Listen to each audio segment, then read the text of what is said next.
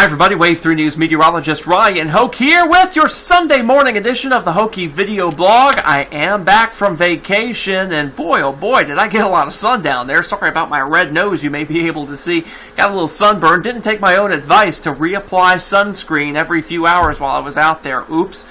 But you'll want to do that today, as we do have some hot weather, some humid weather on our plate. Feeling downright tropical out there, as we do have temperatures getting back into the 90s again. But did you know that for a heat wave to be a heat wave here in Louisville, it has to be 3 or more days of 90-degree plus weather? Now, there is no universal definition of a heat wave. It varies by climate. Out in Las Vegas, it may be 100-degree days. Here, it's 3 or more days at 90 degrees or better. So you can tell your friends you learned that today on the Hokey Weather Fact. Our current heat wave spans 4 days right now, a 5th day added today. I think we'll get a 6th tomorrow.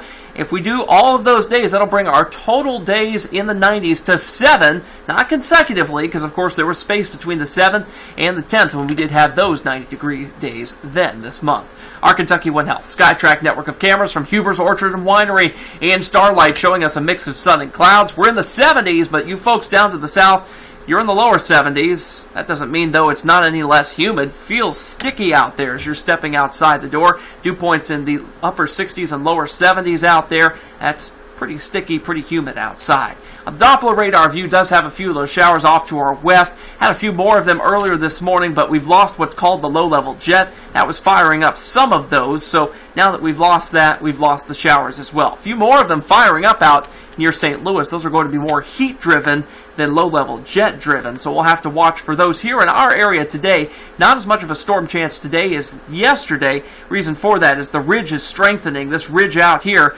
out in portions of the Atlantic Ocean, this is called a Bermuda High, and this sets up this time of year into July, August, even parts of September, way out here in the southeastern U.S. We're generally on the northern periphery of this. That means that the storm systems like to traverse through the upper Midwest, through I-70, Indiana, up toward I-80, and even I-90 up here, way up north in the upper Great Plains.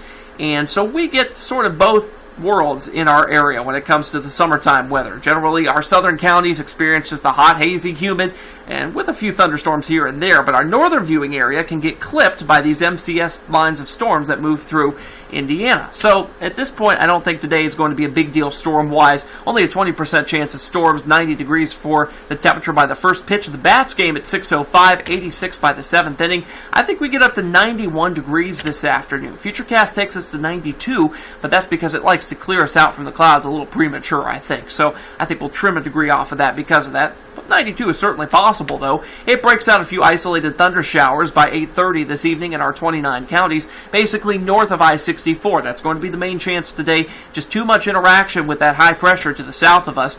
Now, it does try to bring through an MCS line of storms by 11:30 this evening. I don't think that'll be the case. The RPM can be overzealous with those sometimes. Otherwise, we'll be getting down into the 70s by your Monday morning commute with no rain problems expected. More 90s again tomorrow. Yes, it could be a hot one again. Hotter than today by a degree or two possibly. And we'll see a better chance of scattered storms, especially during the evening when a cold front comes into play.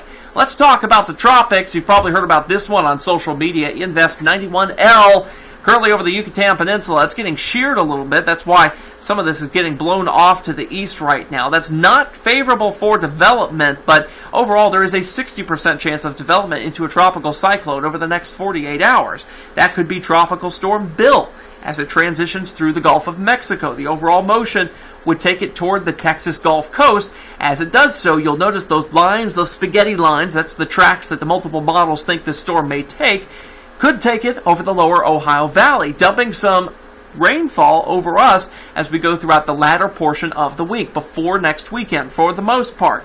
We'll have to watch this. This rain could be heavy if it tracks over us, but hey, we do need some rain. We've been abnormally dry due to the dry conditions that we've had here without any sort of organized rain lately. It's been pop-ups here and there, so the drought monitor does paint us with dry conditions across most of our 29 counties, especially along and north of the Ohio River. So if we do get the rain, it will be needed. We just don't need it all at once, don't we?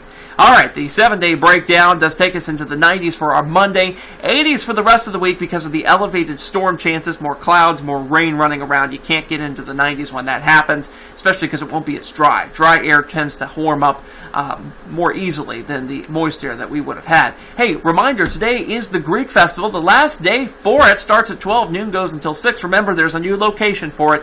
It's near Joe's Crab Shack on the waterfront instead of the Belvedere as in previous years. Get the sunscreen out. Put it on. 91 degrees by 3 o'clock. That's our high temperature. We'll still be at 90 by 6 p.m.